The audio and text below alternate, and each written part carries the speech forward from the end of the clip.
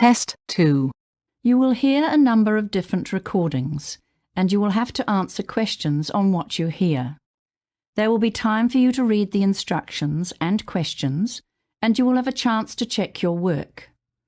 All the recordings will be played once only. The test is in 4 sections. At the end of the test, you will be given 10 minutes to transfer your answers to an answer sheet. Now turn to Section 1. Section 1. You will hear a conversation between a hotel receptionist and a woman who wants to make a reservation. First, you have some time to look at questions 1 to 5.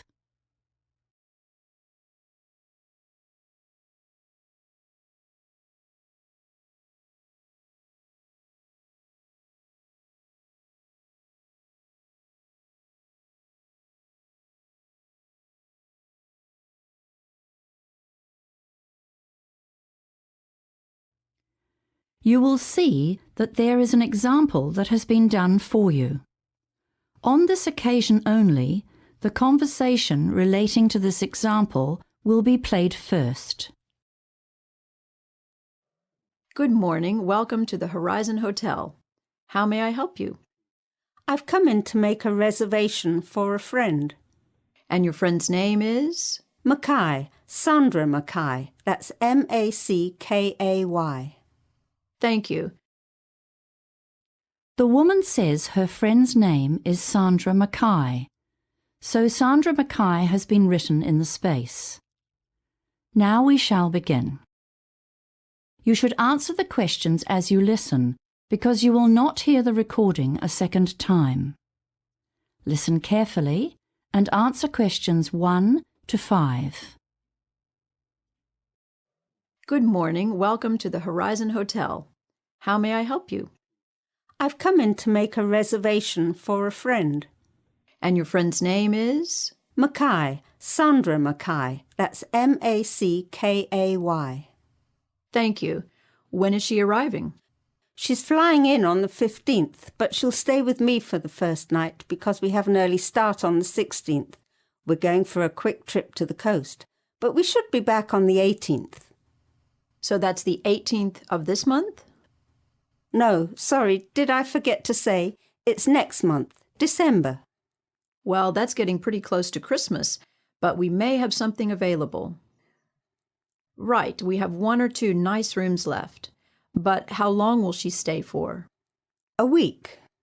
So she'd be checking out on Christmas Day, the 25th.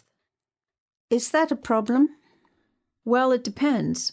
We don't have a room available for the whole week, but if she didn't mind changing rooms midway through her stay, we could work something out. Oh, I see. And if she wanted to extend her stay, that wouldn't be possible, I'm afraid. We're completely booked out from Christmas Day through to New Year. No, she won't want to extend, and I don't think she'd have a problem with changing rooms. Good. Well, I'll put her in room 502 to start with, and then she'll have to move to 805. No, just a minute. Let's make that 702, because that's available, and it's 2 floors directly above 502, so the room layout will be identical. How much will it cost per night? The basic room rate is $165. Is breakfast included? No, but a complimentary drink is served every evening at 5 o'clock. Oh, that could be quite nice.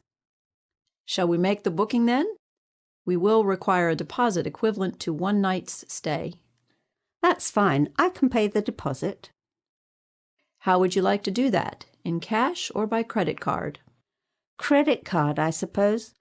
Oh, wait a minute. I might have enough money in my purse. Yes, let's do it in cash. Hang on, I'll just make a note of that. Deposit paid, in cash. Before you hear the rest of the conversation, you have some time to look at questions 6 to 10.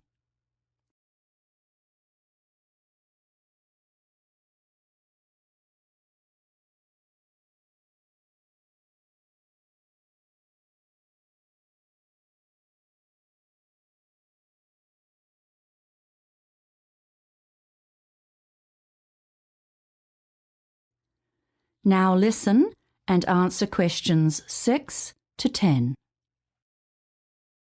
Just a second while I print a receipt. Who shall I make it out to? My name is Zoe Reed, R-E-E-D. Thank you, Miss Reed. Now I'll need some contact details for either you or Ms. Mackay. I'll give you my details. I only live on the other side of town. Can I have your address and phone number, please? I live at 14 South Street, Morningtown, and my phone number is 439-4829. Thank you. 439-4829. Yes, that's right. Now I'll just print the booking form. If you have any questions or need to make any changes, just quote the reservation number on the bottom of the form. That's it there. AQ459. Thanks very much. Oh, before I go, just a couple of questions. What time does the room get cleaned? I'm only asking because my friend usually has a short nap after lunch and she wouldn't like to be disturbed. Well, the maids are usually finished by 1 p.m. because we have a 2 o'clock check-in time, you see. They come on duty quite early in the morning, so they are sure to be finished in your friend's room by lunchtime. Yes, definitely. I'd say roughly 11 o'clock. Thanks. That's good to know.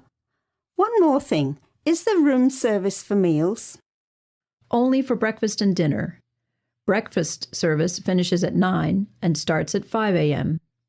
Dinner service starts at 6 p.m., but the last orders have to be in half an hour before the kitchen closes at 11 p.m. So full room service closes at 10:30.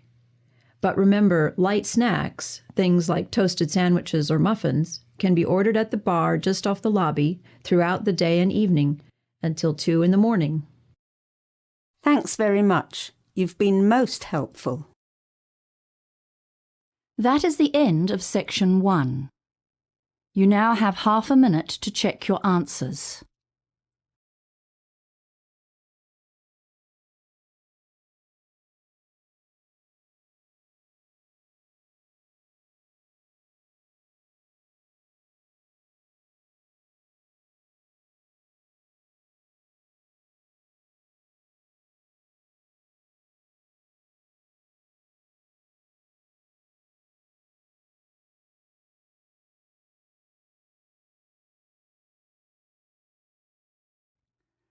Now turn to section 2. Section 2. You will hear a radio announcer introducing what's on at the local arts centre. First, you have some time to look at questions 11 to 16.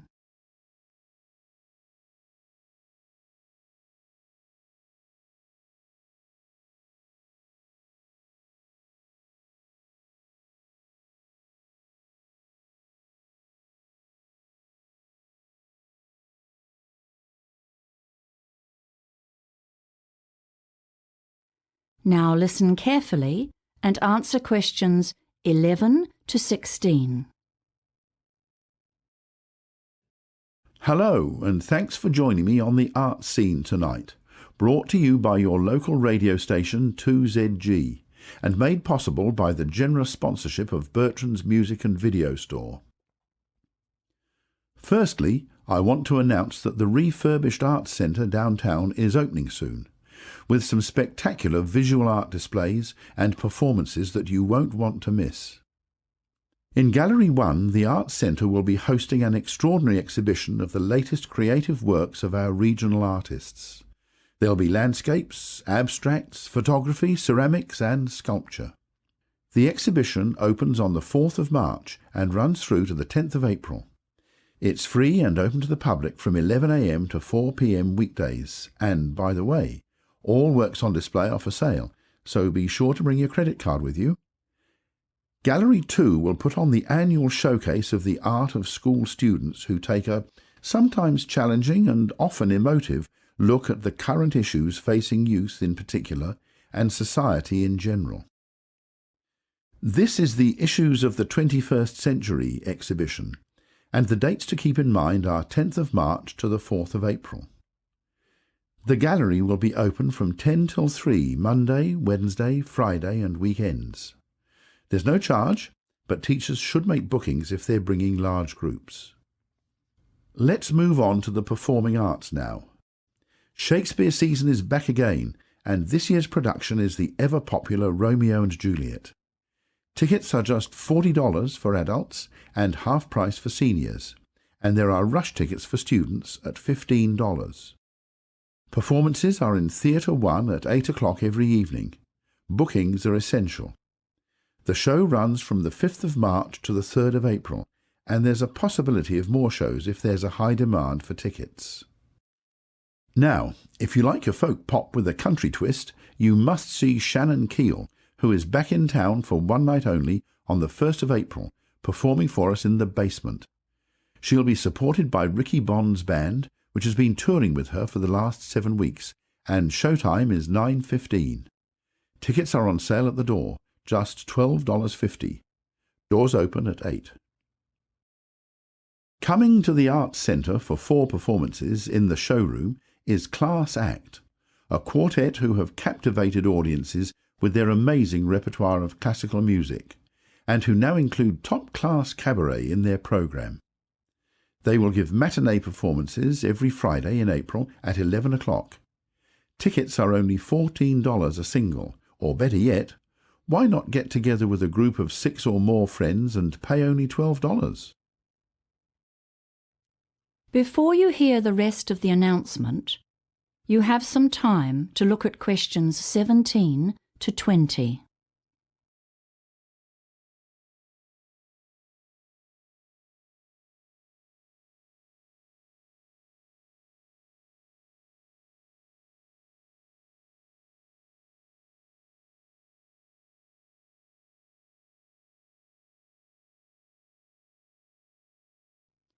Now listen and answer questions 17 to 20. Now, here's some exciting news. I've just heard that Michael O'Brien is going to perform at the Arts Centre next year, but we haven't got any dates finalised as yet. As you know, Michael is Ireland's most popular easy listening entertainer, and he's returning from a tour of Canada and the United States, where he has enjoyed huge success, even in Nashville, the home of country music. That's a long way from his Irish roots. Michael is without doubt a singing superstar. He has had 15 top 10 music videos and is almost a permanent feature in the UK album charts, with 18 UK chart albums to date. But he is still as excited and enthusiastic about his work and his fans as he was when he first launched his career 20 years ago. Perhaps some of you are unaware that Michael's first years were ones of struggle.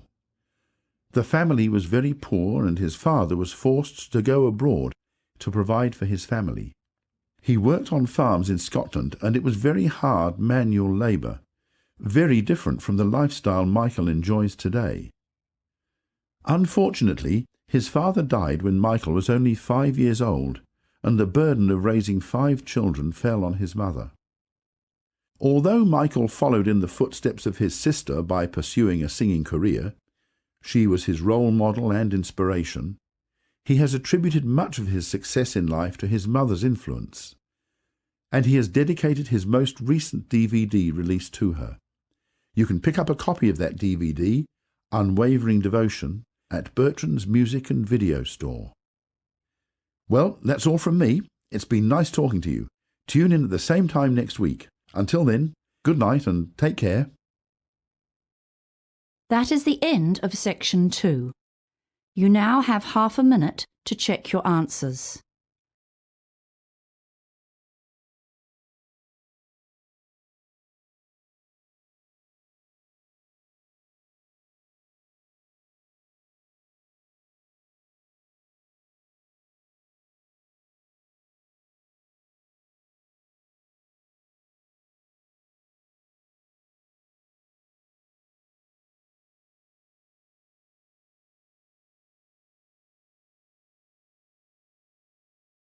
Now turn to section 3. Section 3. You will hear a conversation between 2 second-year students, Steve and Jan, who are planning an assignment together. First, you have some time to look at questions 21 to 25.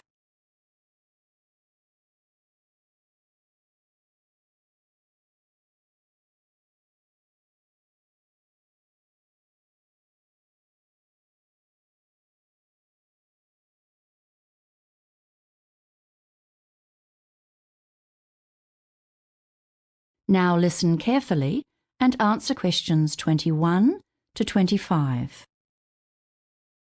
Hi Jan. Sorry, my tutorial finished late. No problem, Steve. But let's get straight to work. I've got so many other assignments this week, and we've only got till next Wednesday. Sure, fine by me. So, we've got to do a combined presentation with at least 20 slides and a recommendation at the end. Is that right? Yes, and then 5 minutes for questions.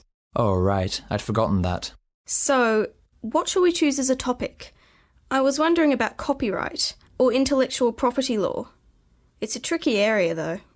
Well, I've been doing a bit of reading about digital privacy, and it's actually a really challenging issue now. I mean, the way employers and government departments rely on commercial databases for information on people. Okay, that sounds like it has potential. Tell me more. I can't say I've read much about it. Well, these databases compile information on all sorts of things, not just birth dates and income.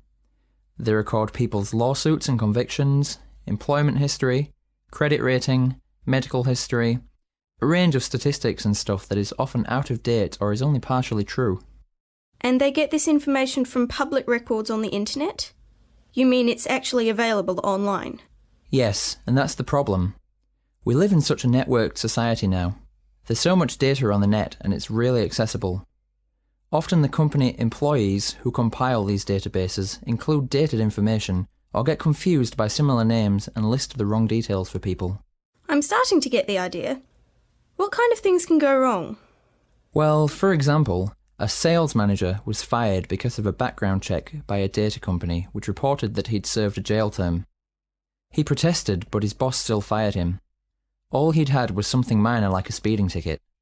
He suffered an unjust dismissal plus the stress of trying to find another job. He was out of work for 7 months. I see. Okay, this has really got me thinking now. It's a great topic. Before you hear the rest of the conversation, you have some time to look at questions 26 to 30.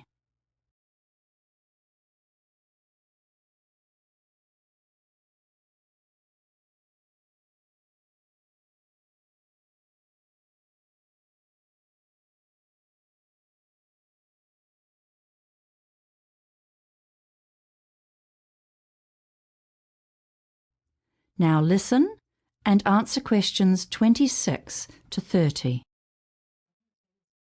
I'm thinking now about how the search engines apparently compile information on people based on their online search habits. You know, there's been a bit in the news lately. I guess that's pertinent.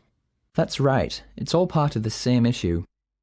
The search engines actually gather a huge amount of data about computer users, and some of it is definitely sold to other paying customers. The database companies sell lists to direct marketing companies, for example. That's their core business, so they're always trying to access more information in order to attract new clients and improve their profitability. What about social networking sites? How much of that information is truly private? Not a lot, it seems, and hackers can download sensitive information and misuse it as well. Also, every time you fill out an online form or survey to enter a prize draw, you're compromising your privacy. I never thought about that. I often enter those and give my email address and mobile number. Well, apparently in Europe they have laws controlling the ability of companies to sell or share people's personal data without getting explicit consent, but that's not the case here. Then that could be our main recommendation. Yes, and then we can advise people to actually purchase their own credit reports and files from a few of the big database companies to check that the information stored on them is actually accurate. It's so frustrating to have to do something like that. For sure. Also, bloggers should be very cautious. They can be sued for breaches of privacy and for libel. Even Twitter comments aren't exempt from legal action. So that's another area to consider for suggestions. Anyway, we need to decide how to split this up. How about if one of us does an overview of the general issue and the history of it all to date? I think I might tackle that. You'd be better on the technical stuff. Great. Then I'll look at new developments and make policy recommendations. For example, there are technology researchers looking at how access to files and information can be restricted. Because, originally the internet was designed to be as open as possible. That's right. And instead, it's created a real conflict. Already some of the browser companies are working on solutions to this, such as offering a tracking protection feature that users can switch on to restrict how much data can be mined from their computer use. And there are a few other ideas out there as well. And about the question slot, I seem to remember Professor Duncan suggesting we prepare a couple of questions ourselves, in case no one asks anything. I guess that's a good idea. That is the end of section 3. You now have half a minute to check your answers.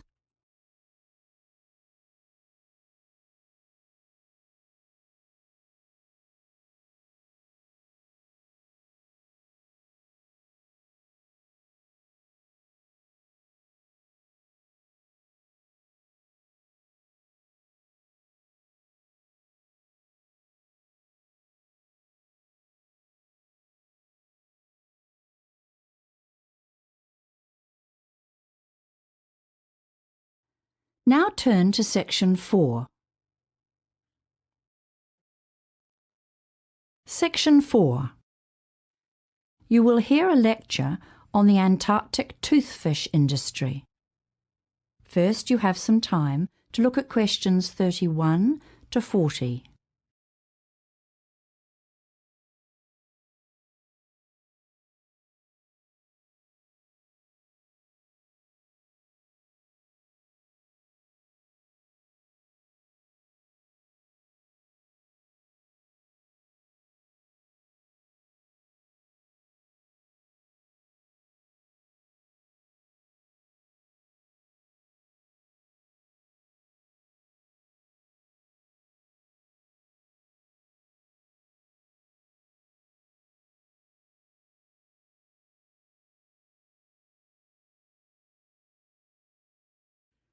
Now listen carefully and answer questions 31 to 40. Good afternoon. As you know, it's Environment Week, and that seems like a good time to focus on one of the most special places in the world, the Ross Sea, and its associated fishing industry, which is largely focused on the Antarctic toothfish. Now, back in 2008, this part of the Antarctic, that is the Ross Sea, which, by the way, makes up only about 3% of the Southern Ocean, was rated as being the least changed environment on the planet. In fact, it's been described by one source as a living laboratory, a link with evolution, and it teems with fascinating and unusual sea and mammal life. So there have been urgent pleas for the Ross Sea to be given some kind of permanent protection. What are the issues facing the area then? Well, aside from the huge problem of global warming that threatens all of the Antarctic oceans and the ice cap, most of these are associated with the fishing vessels that come into the Ross Sea, as well as the usual things like general rubbish and sewage pollution from these boats. The most significant potential danger is an oil and diesel spill from a fishing boat that's either damaged or sunk due to the thick ice. In January 2012, a Korean fishing vessel caught fire in the Ross Sea, with a loss of at least 3 lives, although, luckily, an oil spill was averted. In late 2011, another Korean ship, the Insung No. 1, sank with 22 lives lost, although the rest of the crew were saved by other fishing boats in the area. Again, in December 2011, another vessel, the Sparta, caused an international furor when it was holed and stranded in pack ice in the Southern Ocean. That one was Russian. New Zealand planes had to fly missions to drop off water pumps and other essential equipment and supplies to the ship. Remember that the crews of such flights are put at extreme risk on such long flights, as the weather can become stormy at very short notice. All in all, it was a miracle that this ship was able to be repaired and moved from the area without a significant leakage of fuel. So, apart from the potential for environmental problems from the boats and the danger to fishermen working in this hostile environment, there's also the matter of the cost and danger of providing support in a crisis. And, there's a lot of pressure on the fishing crews to make the most of the brief weather window during which boats can operate so far south. So they tend to keep fishing no matter what the weather is like, which means that errors of judgments are more likely. The officially authorized fishing fleet has a quota, or limit, and each boat is hoping to get the biggest share possible of the total allowable catch. Then, of course, there are the illegal boats. That means the boats operating without permits. They just try to catch as much as possible regardless. And the vessels may not even be in a suitable condition to be operating in these icy southern waters. Consequently, a key issue is the decimation of the species. Now, how much do we know about this particular fish? The Antarctic toothfish inhabit very cold Antarctic seas, usually between 200 meters to 2 kilometers deep. They are large creatures, rather ugly, and they are slow growing. Although they live up to approximately 50 years, it seems they only reach sexual maturity after about 16 years. Also, very little is yet known about their life cycle. Things like where they spawn, or what happens to the young ones before they're ready to breed. We do know that the adult fish are near the top of the food chain, but we need to know much more about the juvenile forms. Things like what they look like, where they spend those early years, and what sort of predators go after them. Okay. So the fishing season in the Ross Sea spans December to February.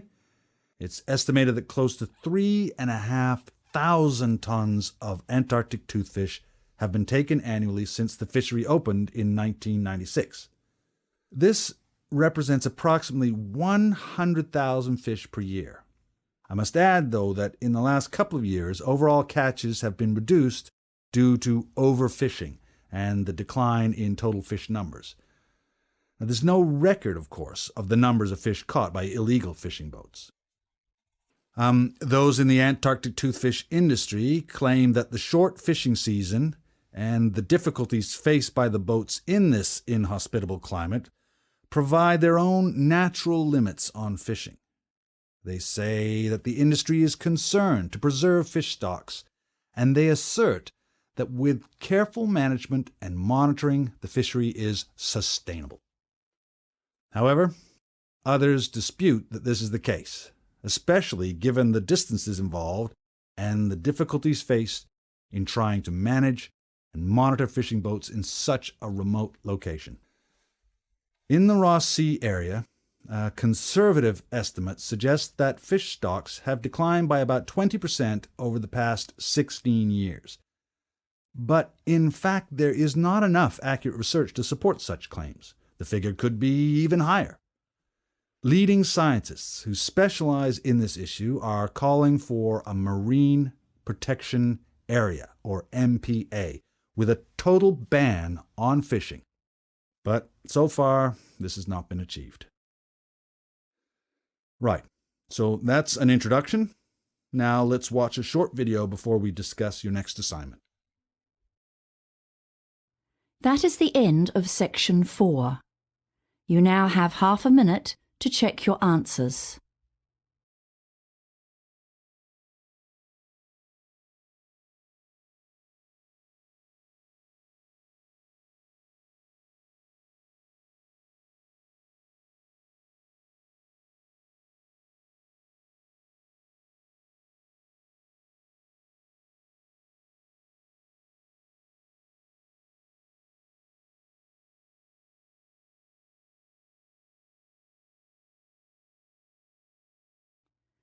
That is the end of the listening.